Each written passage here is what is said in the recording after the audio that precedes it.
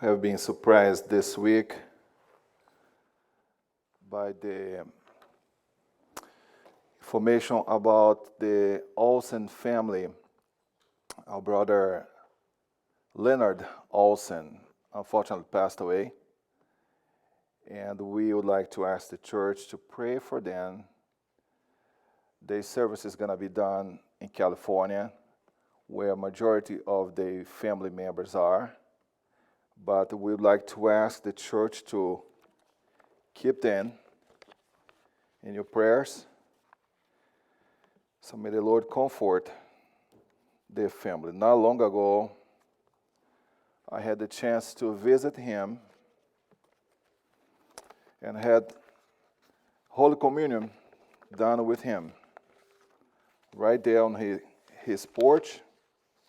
And he was glad that he was able to participate with me. I understand that he was, as I was informed, he was for a long time a retired music teacher, very well loved among the Adventist family in several places. And according to what I heard, he had been living here in town for about 3 years, if I'm right. So, anyways, it's sad when we see one of our members go, but we understand that he's resting and waiting for the Lord when it's time. So, I'd like to ask you to pray for their family. Besides that, we know for sure that in each family, you may have your own need. I heard about few people that are still sick and battling with the virus situation.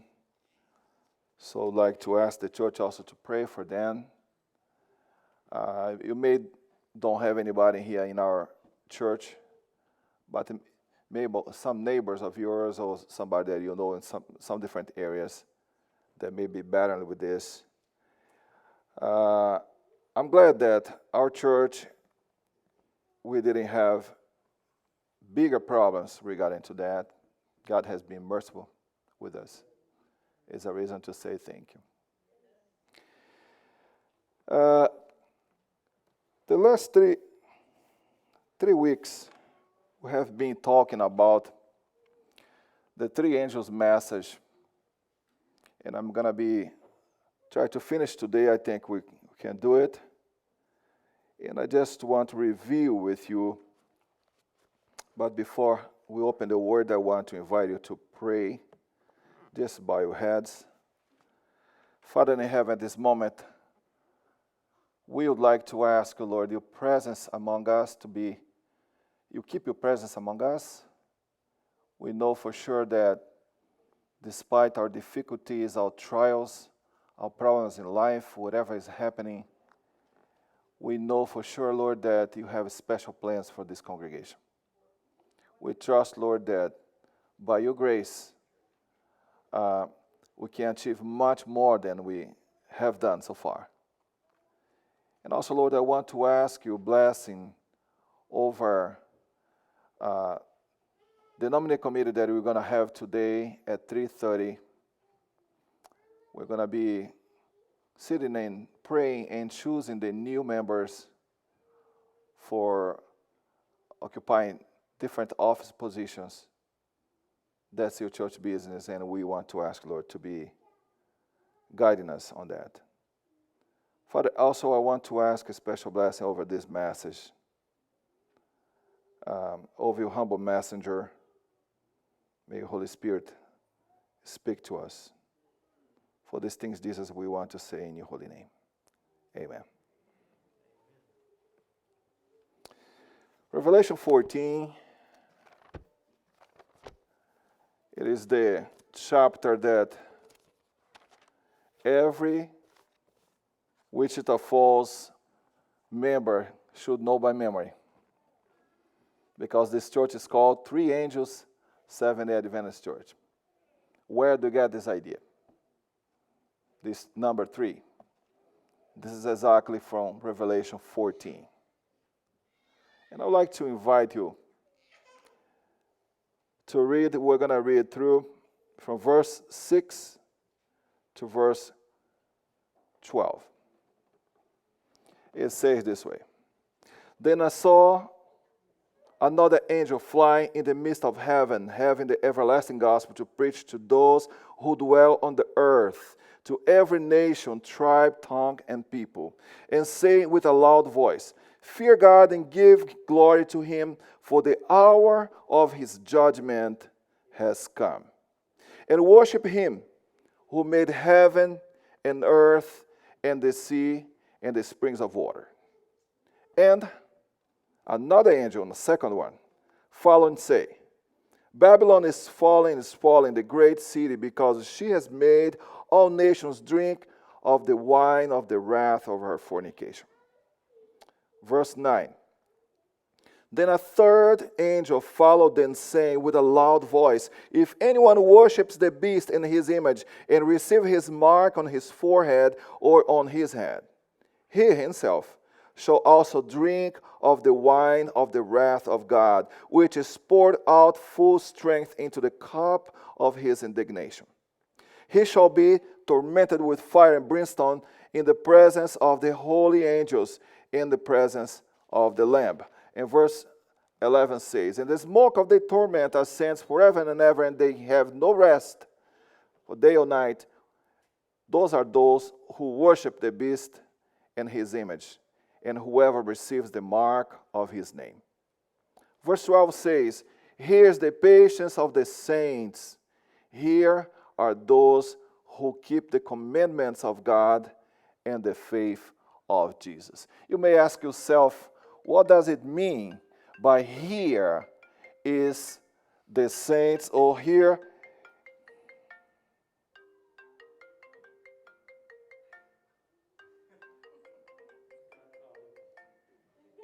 I better answer, right? I'm preaching. That's fine. That was my brother from Brazil. I'll forgive. And the whole point is, you may want to ask, here is the perseverance of the saints. Here where? This is exactly in this chapter. The perseverance of the saints, those who keep the commandments of God and the faith of Jesus. This is the verse that really brings a lot of solutions, if I can say to you. You may have talked to somebody at church, in the Adventist church, that says that it's impossible to keep the law before Jesus to come. You may find somebody who says, no, I can do something to be perfect enough and keep the law. You may find one extreme or the other extreme. But the reality is this. I see on this verse that before Jesus comes, some way, somehow, the ones who will be there, which the verse says, here are they. They will be able to keep the commandments of Jesus. And they'll be able to have the faith of our Lord as well. On the very first message, the message of the first angel, on verse 6, the message there says that the angel is flying in the midst of the heaven, and he has something quick, some job to be done quick. And this is why when he says, fear God. Why it's so important? Why he needs to come quick and say, fear God. And give him glory. You should see the message of the three angels are the messages that God has put his heart, and by some important reasons, he has called our attention. It's like when you have to work at 2 o'clock, but 1:45 you're still taking a nap, and someone comes over there and dun-dun, just ring bells, and he wakes up. You don't like because you're really sleeping and have good dreams, but then you realize that you gotta go to work. And you're glad that that person actually knocked your door. Otherwise, you'll be late from work and you may lose your job. That's exactly the same situation here. God sends angels that come to wake his people, or to wake those who don't know that they actually belong to God's people. They have no clue. But God is sending those also, the message for those. On verse 8, you see another angel that follows up that one, and I want to say to you, encourage you to think, these messages are built upon each other. And in verse 8 it says that another angel followed, saying, Babylon is falling, the great city, because she has made all nations to do what? Drink of the wine of the wrath of her fornication. And as Brother Daniel did preach to us wonderfully last week, and he showed us that Babylon, the system called Babylon, it's a system of deceitfulness. And we should be aware of that. Because when the message comes and says, you get out of Babylon, it's because if you stay there, you're going to get the same consequence that Babylon is going to get. So you better stop, and you make clear. And actually, by the time when Jesus is coming, we're not going to have so many denominations, so many religions. We're going to have only two groups. The group of those who keep the commandments of God, and the group of those who don't keep the commandments of God. A group worships the image of the beast. Another group worships God, the Creator. In the verse 9, where you're going to be studying today, talks about an angel that followed them. That makes clear that the message of the third angel is related to at least two more angels. That's why when you say follow them, if it was follow him, maybe it would be, that's important just because one angel has to do with another. But in this case, it's follow them. Okay? Which calls my attention here is also the message of the third angel says that the angel comes saying which way he speaks. He speaks very softly, with a great voice. What that means? It's not the great voice in the sense of the beauty of his voice, but it's about volume. It's amplification. It means the message is so important that the angel is coming pretty much screaming. You probably have seen that situation when you go to the airport and some people, they didn't get yet on the gate and the airplane is almost leaving and someone is calling on the radio, and usually they do this. They call in the immediate area.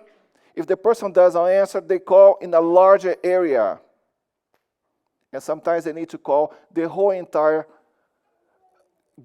system of gates in case something's happened. The person got sick, the person maybe is in the bathroom, whatever it is calling, insisting, because if he or she doesn't come, they will miss the plane. Another day I was at Walmart. I got there at 10 o'clock, and I kept looking things and putting things on my cart, and I heard a voice saying, "Attention, customers, Walmart is going to be closed in 45 minutes. Very soft. And every 5 minutes, the voice would repeat. But I realized that getting closer to 10:45, 10:50, the voice was loud. Very loud. And I had to exchange something, and the person who was helping me Said, oh, it's going to take me a while. I need to go inside, blah, blah, blah, etc. And I was actually 10:52 with my card where I had not paid for my purchase. And besides that loud voice, somebody came and said, sir, are you ready? It's that feeling. Somebody needs to come and remind you, hey, come on, it's time. You got to move on with this. This is exactly the third angel message. The Lord has sent one angel that says, fear God, give him glory. Next one comes and say, you get out of Babylon. Don't mix with Babylon. The third one comes and say, you know what? Don't dare to worship the beast, because that's going to be a problem for you. And friends, it shows so much attention, like it requires, it's impossible for you to don't give attention to something that everybody's saying, please, be ready. Let's go move on, be ready. But one thing that I want to call your attention is this. All three messages bring in its center at least one commandment. Is the commandment of God is the only one who deserves adoration. Yesterday, we had the chance, Enoch and I, to compose one more little song. And I want to teach you how to sing. It's very simple, very easy. I don't know if Becky, are you able to come? Maybe? All right, let's go see if everybody comes. And we have this thing to compose some songs at the worship time. Not every, but whenever we can on Friday night. I want to ask Daniel to help me with the PowerPoint. It says, you should not have other gods. It's exactly the first commandment. Let's go to the next slide so I can teach you before they come. Let me get a key.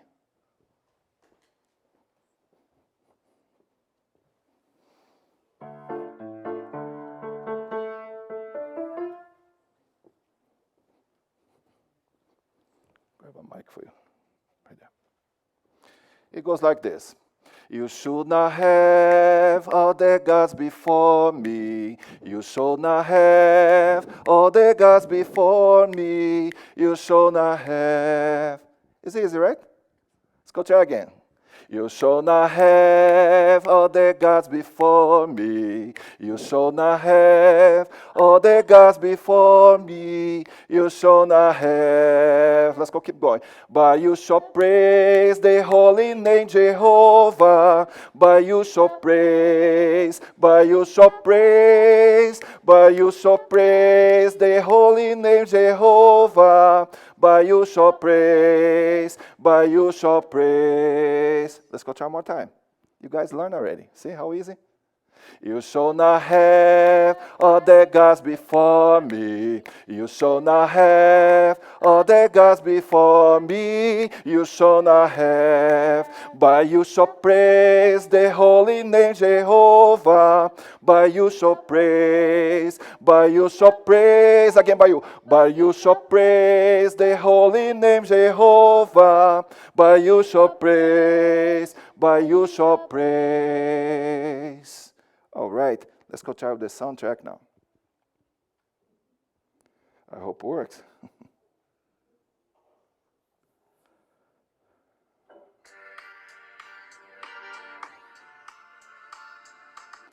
I'll ask Johnny to open up this one here, Johnny. Let's turn on this one.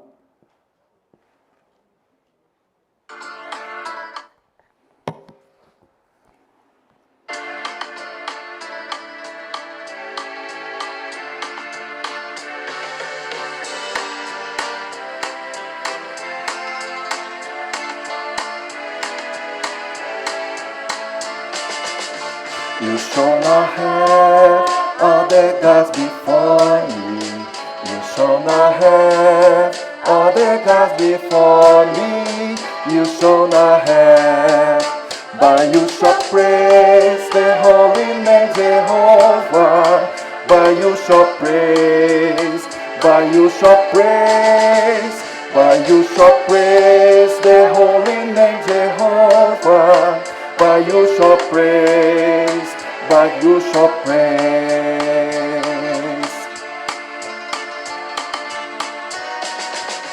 You shall not know the gods for me. You shall not have all the gods before me. You shall not have, but you shall praise the holy name Jehovah. But you shall praise, but you shall praise, but you shall praise the holy name Jehovah. But you shall praise, but you shall praise, but you shall praise the holy name Jehovah. But you shall praise, but you shall praise, but you shall praise the holy name Jehovah. But you shall praise, but you shall praise.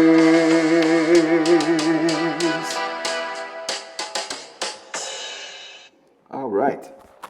Thank you. You guys learned quick. You should not have all the gods before God. And that's the message that is pretty much in the first, second, and third angel message. Fear God, give him glory, because he's the only God. You get out of Babylon, depart from Babylon, because he's the only one you should worship. And the third one now, that says what? That says that those who worship the image of the beast, you have consequences. So in other words, no worship anybody else but God. All right? Okay, let's keep going. The message here establishes a group of at least 4 people. The ones who have worshipped the beast, the ones who have worshipped the image of the beast, the ones who have received the mark of the beast in their hands, or the front head. At least 4. And one thing that we should keep in mind is this. What happens for those who are found in one of these groups? They may be the same person with 2 different characteristics or more. What's going to happen? The verse 9 and 10 tells us that's going to be, the person is going to drink of the wine of the wrath of God, which is poured out full strength into the cup of his indignation. Very often, I get myself and talking to some people who always ask, but come on, isn't it God love? Yes, the Bible, whole entire Bible, it talks about God being love. How can God have wrath to be poured on humans? What about his love? Let me tell you something. Even those who don't believe in God, they think God is fair. Because in cases like that, situations like this, you feel and you see that God has waited for so long. And besides that, what I see happening here is this. This message is saying they will receive the indignation of the Creator God. Do you know why? It's not because God is looking at Titus and say, oh, big boy, if you don't change, I'm going to be taking your head off of your body. It's not about that. It's because when the Holy God comes and meets with the sinful world, there's no harmony. Because there's no harmony between darkness and light. The Holy God, who is light, there's no way that he can harmonize with the dark world, with the sinful world. So what he's doing actually is saying, do you know what? You must abandon your choices. You got to choose different. Because I need to come to pick up my people. I need to come to take my beloved ones home. And the moment when I get there, you're going to die, not because I want to kill you. It's because my holy character cannot be together with sin and be fine. It's impossible. And friends, the interesting thing is this. We should ask, but Pastor, okay, the message is here. How can we know the moment and the time? Because the message is actually saying it's time. Okay? Time is now. And the message is saying if anyone worships or adores the beast. We're going to be talking about specifically about the beast next week. I'm not going to spend much time about what's the beast, but next week we're going to be talking about that. And I want to say one thing to you. Before participating of evangelistic series, most of the people would feel really waiting for the day when the preacher was going to come and talk about the mark of the beast. Like that was the best, the most exciting Hollywood type subject. Not knowing. This is so simple. And if we don't really put our attention, you really don't see that we can worship the beast every day. Being members of the Seventh-day Adventist Church, being baptized members, being preachers and pastors, okay? You can be worshiping the beast if you don't really pay attention to what you're doing. Because the message is about adoration. It's about who do you adore. It's about how do you adore. Who do you adore? You could say, Pastor, I adore the God creator. Great. How do you adore? I come to church every Sabbath. I would say, yes, part of the job is done. But it's not complete. Part of the job is coming to church on Sabbath, adoring on the right day. But we are more than just Seventh-day Adventist day. We are people who adore God on the seventh day, but we cannot be adoring God only on the seventh day. You guys heard me saying before, we cannot be Adventist 7-11. Right? Adore on the seventh day at 11 o'clock. You got to be Adventist every single day. Because therefore, that's why we live the way we live. So is it possible, Pastor, that we can be Adventists and we still adoring the beast and its image? Yes. Because in here is more than just one day to adore. It's how do you adore? If you're the one who adores on the day you come to church, let me tell you, you're already worshiping the beast. In this case, I would say to you, Bible tells us that there was some men, some people, they were called the sons of Issachar. You remember the tribe of Israel? The sons of Issachar, who knew the days and the times when things would happen. They were known as the ones who know the right times. And like I told you before, if Jesus had told me when he was going to come back, I probably would be looking for getting myself ready a week before, maybe a night before. But the sons of Issachar, they are known in the Bible as the people who knew times. They knew the moment of Israel, the moment that Israel was actually living. There we go. Genesis 18. God has given me hire because I give my husband. She named him Issachar. No, I think the passage is a different one, Daniel. I don't think I have written in here, but if you look for the text, it says, the sons of Issachar who had understanding of times to know what Israel ought to do. I'll give you right now. Those were the ones who knew. Those were the ones who knew what to do on the right time. Whenever Israel was getting closer to go to a battle, whenever Israel was going to a situation that they didn't know how to answer, they had to wait for God to answer, then the sons of Issachar were the wise ones who come up and advise the king. So we must live like the sons of Issachar, the tribe of Issachar. When you see all the tragedies happening in the world today, we've got to look at this and see when it's time to act.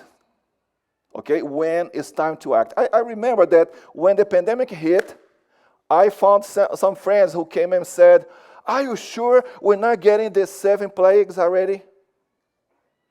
Because everybody's dying."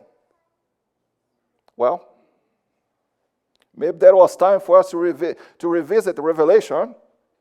Maybe there was time for us to review again what the 7 plagues was supposed to happen, how. But the sons of Issachar, the tribe of Issachar, were the ones who knew when it was time to act. They knew when it was time to get word. They knew when it was time to escape and run. They are known in the Bible as the ones wise about when to take decisions. Verse 10 tells us in here that what's going to happen with a group of people that are included in here. It says that they're ones who certainly will drink from the wine of God's wrath. The wine is poured out of full strength into the cup of God's indignation. According to Revelation 15, verse 7 and 8, we get a very good notion. I preached about this a few days ago. God, in his loving way, he has put his wrath, let's go put it this way, into a bowl. It's right there. One of the 4 living creatures gave to the 7 angels. Just remember, who are those 7 angels? They are the ones who are going to come and pour out the plagues. Okay? So, go back on verse 7. And they gave golden bowls full of the wrath of God, who lives forever and ever. What that means, a bowl. Could they give a bag? Could they give a bigger recipient?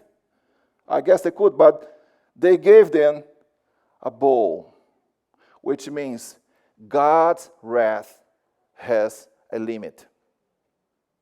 God's wrath got to be contained somehow, even though with the plagues, with the destruction, with the unavoidable situation, God's wrath has a limit. It can be contained inside a bowl. The angels could have the power enough just to raise their hands and the plagues are going to be poured. Yes, they could. But God gave limits to them. Even though with the destruction, God is still loving. He is still merciful.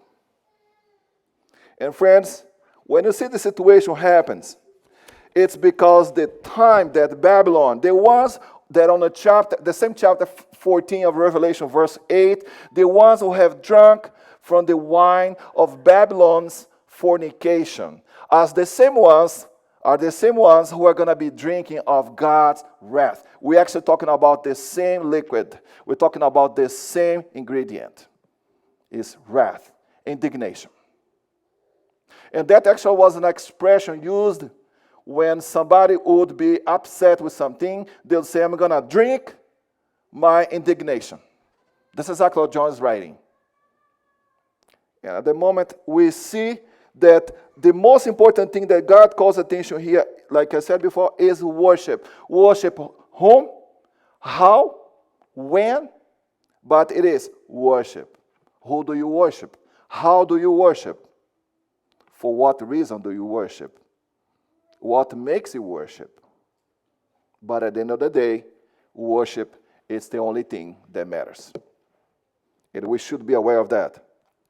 In Revelation 15, verse 1, it tells us in here that during the time of the last plagues, God's wrath was already finished, was already completed, which reinforced the same idea I brought to you guys a few minutes ago.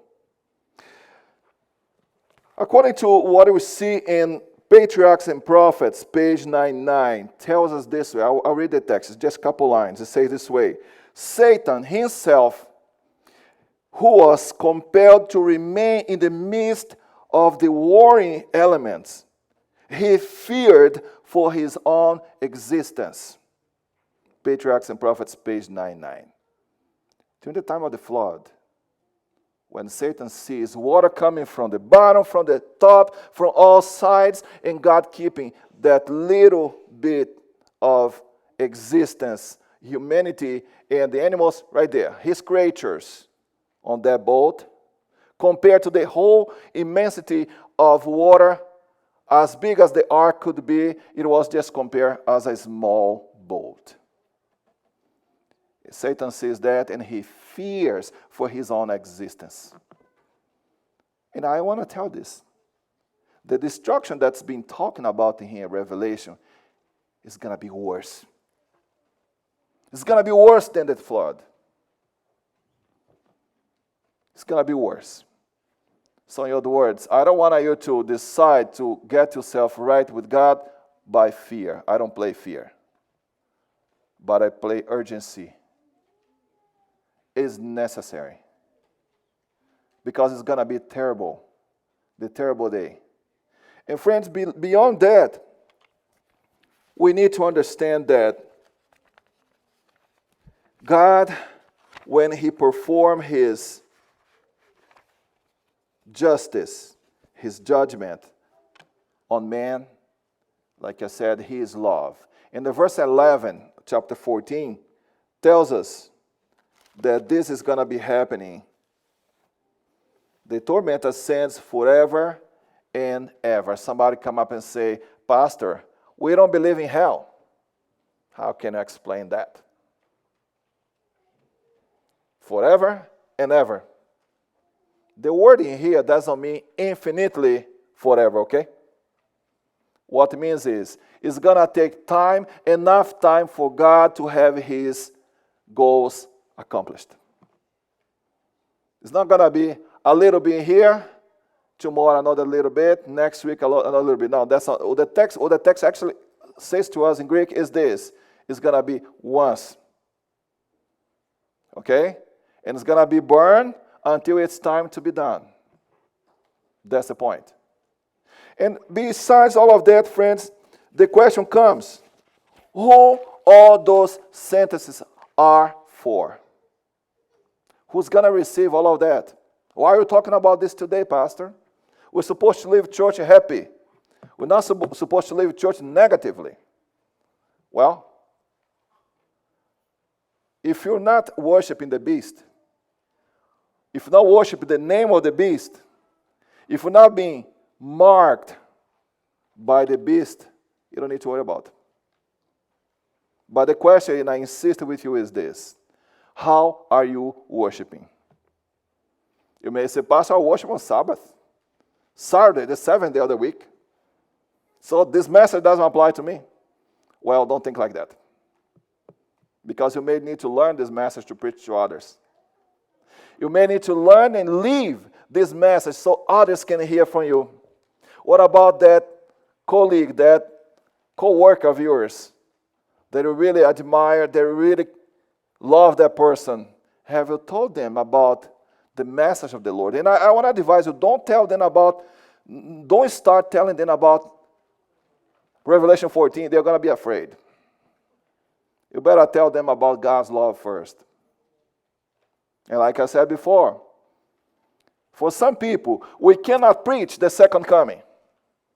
For some people, we cannot and we should not preach the second coming. We got to find out if they ever knew about the first coming.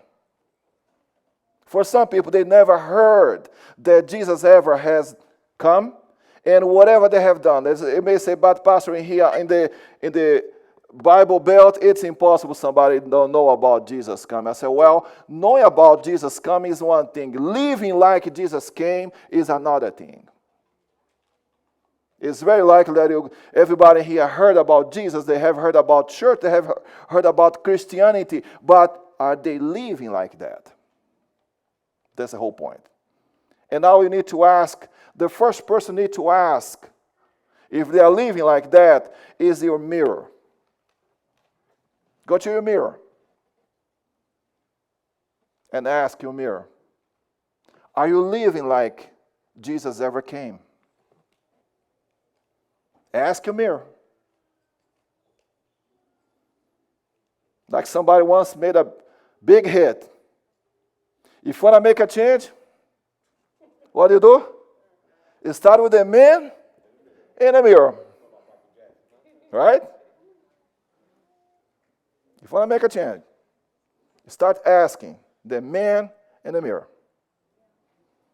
Because Christianity would not make much sense for others if it's not making sense to you.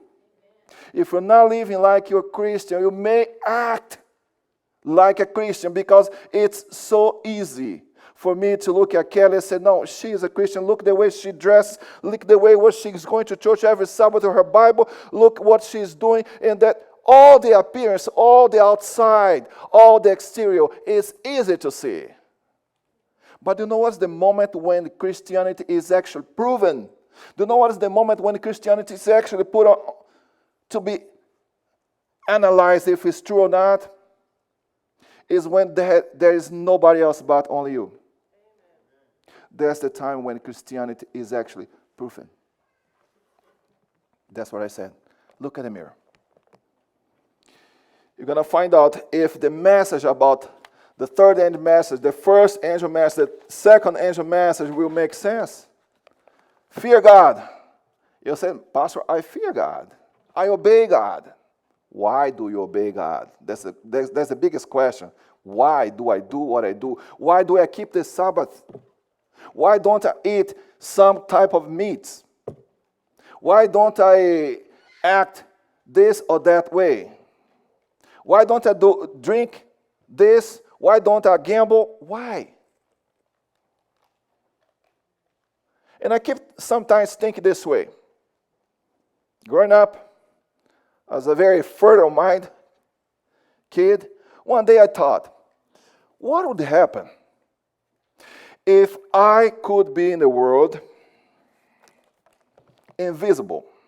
I remember those days in Brazil, they actually reproducing a little Hollywood movie here. There was a man who was invisible. You guys probably remember what I'm talking about. I don't know the name in English. But this guy, he would drink something, and he would go through walls, and he would go inside cars, and he was actually seeing everybody on the real because he was invisible. And I want to ask a question. Let's go imagine you are the invisible one. Nobody sees you. How would you live? Nobody's there to watch you. Nobody's there to see you. How would you live? Nobody's there to compare your Christianity with them.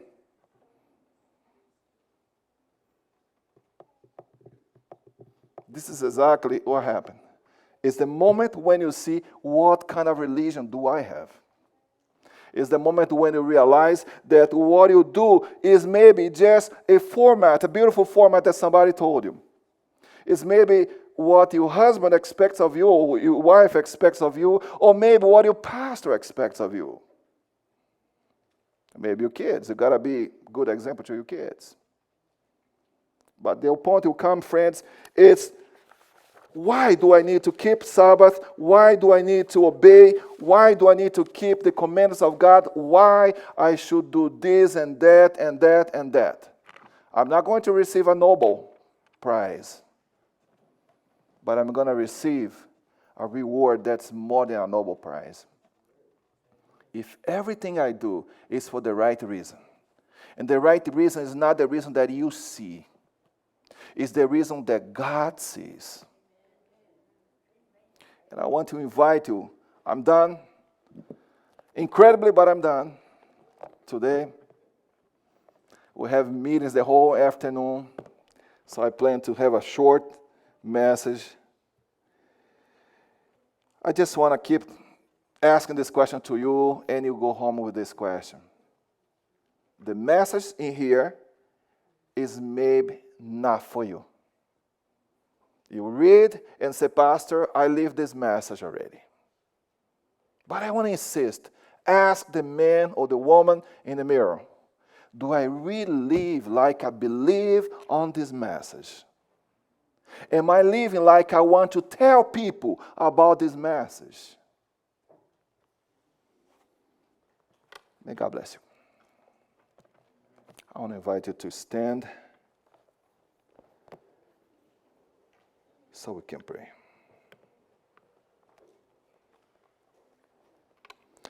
Dear Father in heaven,